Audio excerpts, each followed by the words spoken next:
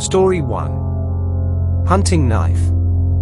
The Hunting Knife is a spooky ghost story about two friends who go hunting in the woods. When only one of them comes back, police become suspicious. This story is based on an old American folk tale. There were two men who owned a cabin in the woods. Their names were Barry and Conklin.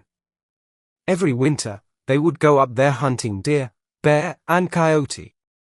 They spent weeks up there in the cabin, just the two of them, and everybody assumed they were the best of friends. One day, Conklin came down out of the woods alone. He said his friend Barry had gotten lost out there in the wilderness. A search party was sent back up into the woods to find him, but there was a snowstorm and they couldn't find any trace of the missing man. The police thought there was something fishy about the whole business. Conklin got very nervous, flustered when they began asking him questions, and they suspected he wasn't telling them the whole story. However, they didn't have any evidence against him. They didn't even have a dead body to prove a murder had actually been committed, so they had to let him go. Then, the spring came and the snow melted.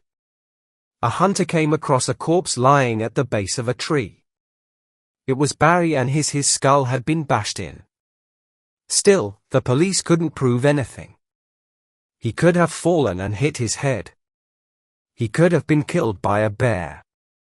After an autopsy, the coroner listed his death as being from cause or causes unknown. Beside his corpse, they found his rifle, which was all rusty. Strapped to his leg was a sheath for his hunting knife, but the knife itself was missing. Nobody thought much about that at the time. The next winter, it was hunting season again, and Conklin went back up to the cabin. This time, he had a new friend with him, a man named Newcomb. It was a long hike, and when they reached the cabin, Newcomb decided to go to bed early. In the middle of the night, he was awakened from a deep sleep by the sound of a man screaming. It sounded like Conklin's voice, and he was screaming, "Don't do it! Don't do it!" Newcomb jumped out of bed and felt around for a flashlight. When he switched it on, his eyes were greeted by a horrible sight. There was Conklin sitting in his chair. He was dead, and there was a hunting knife sticking out of his chest. Blood was pouring down into his lap and forming a pool on the floor. His eyes were wide open and his face was twisted in a grimace of abject horror. The one thing that puzzled the police was what they found when they examined the hunting knife. There was only one set of fingerprints on the handle, and the man they belonged to had been dead for a year. They belonged to Barry.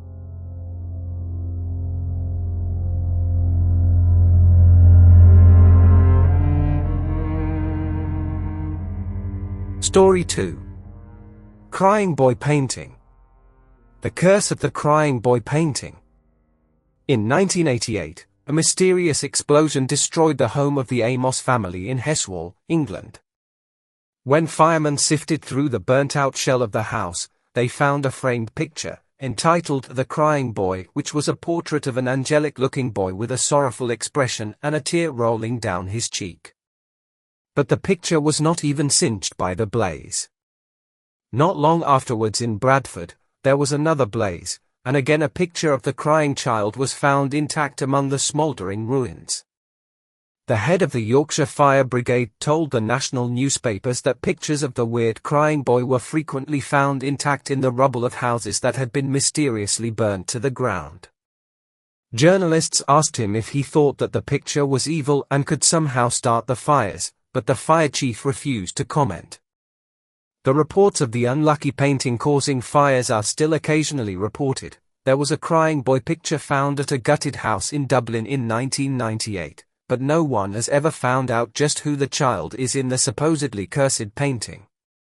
One well-respected researcher into occult matters, a retired schoolmaster from Devon named George Malley, claimed that to have uncovered the truth in 1995.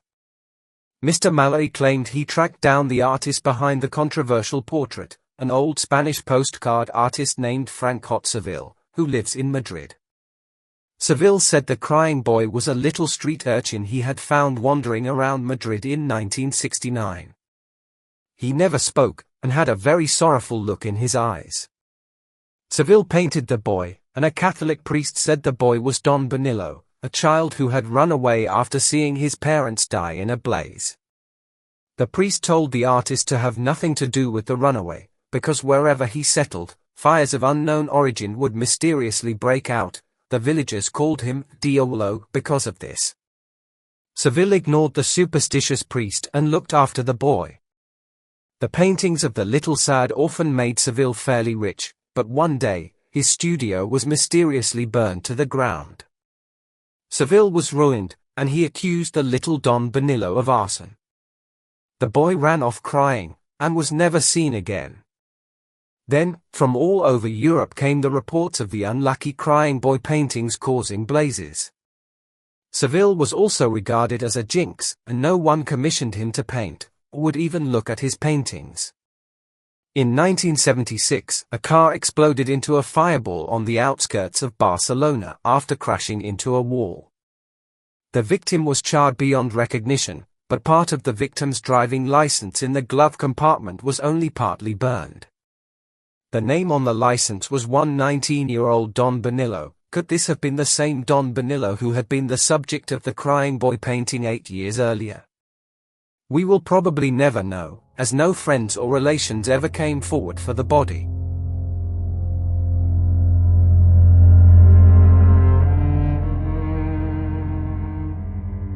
Story 3. Hairy Hands of Dartmoor.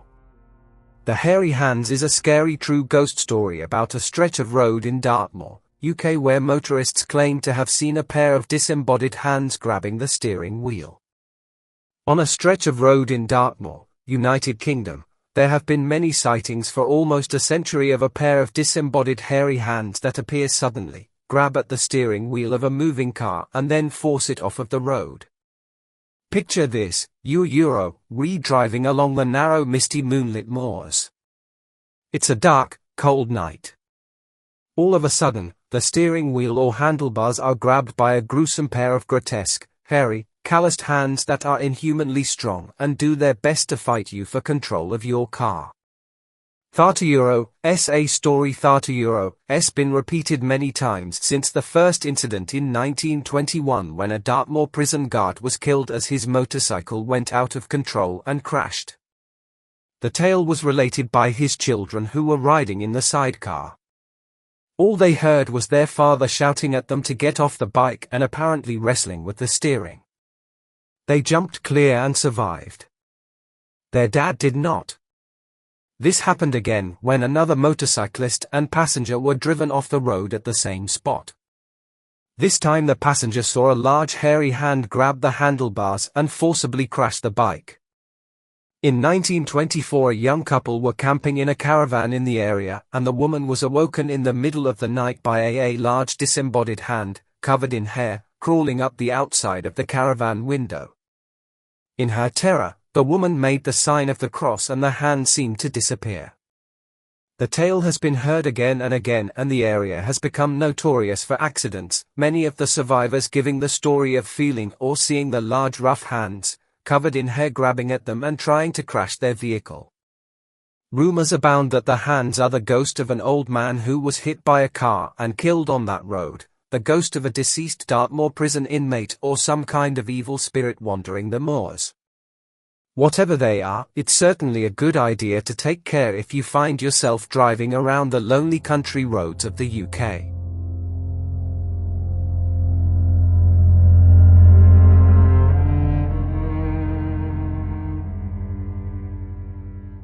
Story 4. Silk Nightdress. The Silk Nightdress is a scary true story from Charleston, South Carolina. It is about a young girl who may have had a close encounter with the devil. One cold and windy night in the middle of winter, a policeman in Charleston found a young girl crouching in a doorway. She was wearing nothing but a flimsy silk nightdress, and she was shaking and shivering with the cold. Her eyes were wide and she stared vacantly at the policeman. He had to carry her down to the police station and put a blanket around her shoulders to warm her up. When she was able to speak, the young girl told a very strange story. She was only 18 years old and she had grown up in a small country town. One day, when she was walking down the street, she was stopped by a man who was very handsome and well dressed. He told her how beautiful she was and gave her compliments about her eyes, her mouth, her nose, her hands, her legs and even her feet. He told her he was a photographer and he could make her a famous model. The man was so persuasive and persistent that she believed him. Lured by his promises and fooled by his compliments, she went with him to the city. He booked a dingy room for her in a cheap, run-down motel and helped her carry her bags upstairs. As she unpacked her things, he said goodbye and closed the door behind him. The girl undressed and got ready for bed. Just then, the door opened and the man came back. "You forgot to give me a good-night kiss," he said. The girl was embarrassed. All she was wearing was a silk nightdress. She walked over and kissed him on the cheek. Suddenly, the man grasped her in his rough hands and began kissing her lips and slobbering all over her face. She was frightened and tried to push him off, but no matter how she struggled and squirmed, she couldn't break free of his grip. She was just a small, thin girl and he was a strong and powerful man.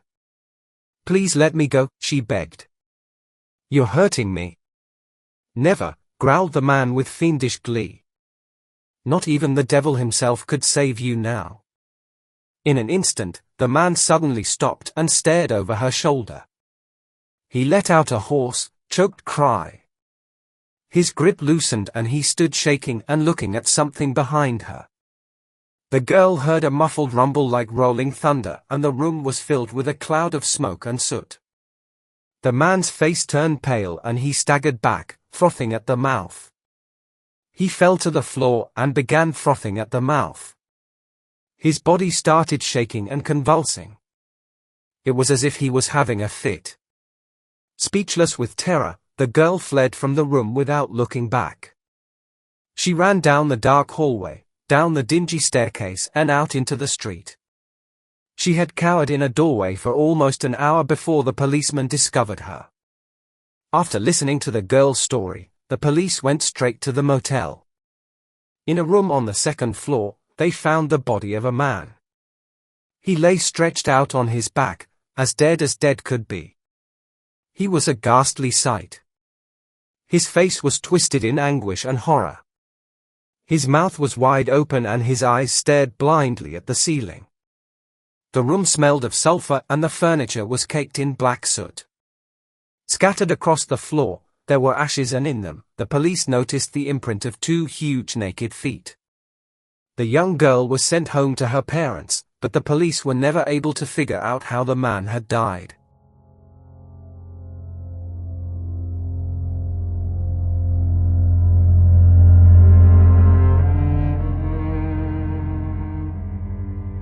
Story 5. Brass Buttons. The Brass Buttons is a true ghost story about a haunted house in Philadelphia and a little girl who claims to see the ghost of a little boy in her attic playroom. Many years ago, in Philadelphia, there was a pretty but old-fashioned house that stood in Stuyvesant Square. The house had been empty for a long time, but in the winter of 1883, a man decided to purchase it and moved into it with his wife and their 6-year-old daughter. The couple set about renovating the house and there was a lot of work to do. While they were busy working, they allowed their little girl to go up to the attic and play. Years before, the attic had been converted into a playroom. After a few weeks, work on the rooms downstairs was almost finished and the mother had more time to spend with her daughter. However, the little girl kept stealing back up to the attic alone to play. Finally, the mother asked her why she liked to go up there so much. The child replied that she liked to play with the funny little boy in the attic. "What little boy?" asked the mother. "The little boy with the brass buttons," the child replied. The mother brought her daughter up to the attic, but it was completely empty. "He went in there," the little girl insisted, pointing to the boarded-up fireplace. The exasperated mother was concerned that her daughter was telling lies and threatened to punish her for it. When the father came home, he gave his daughter a stern talking to and warned her about making up stories that weren't true. However, the little girl kept insisting so strongly that she saw the funny little boy with the brass buttons, that the parents began to believe her. The father was curious and decided to investigate the history of the house. He found out that it had previously been owned by an Englishman named Cowdery who had had 3 children, 2 boys and a girl. The youngest boy was born mentally handicapped and, although the neighbors said he was a sweet and innocent child, his father was ashamed of him and never allowed him to be seen outdoors. One day, the poor little boy's cap was found floating in the East River. The police assumed that the mentally handicapped child had accidentally fallen in and drowned. However, his body was never recovered. Shortly after the little boy's disappearance, Mr. Cowdery put the house up for sale and moved west with his wife and surviving children. Nobody knew exactly where the family had gone. When the little girl's father heard this story, he was suspicious and decided to search the attic thoroughly. He brought his little daughter upstairs and asked her to show him where the little boy came from. Again, she pointed to the boarded-up fireplace. Her father tore off the boards and demolished part of the wall beside the chimney. After removing the bricks and cement, he was horrified to find the skeletal remains of a little boy. He was wearing a dark blue jacket with 4 rows of brass buttons down the front. Further examination revealed that the back of the child's skull had been crushed by a violent blow. The little boy had been murdered by his own father. The family ended up moving out of the house. The poor little boy's bones were given a decent burial and the affair was kept quiet.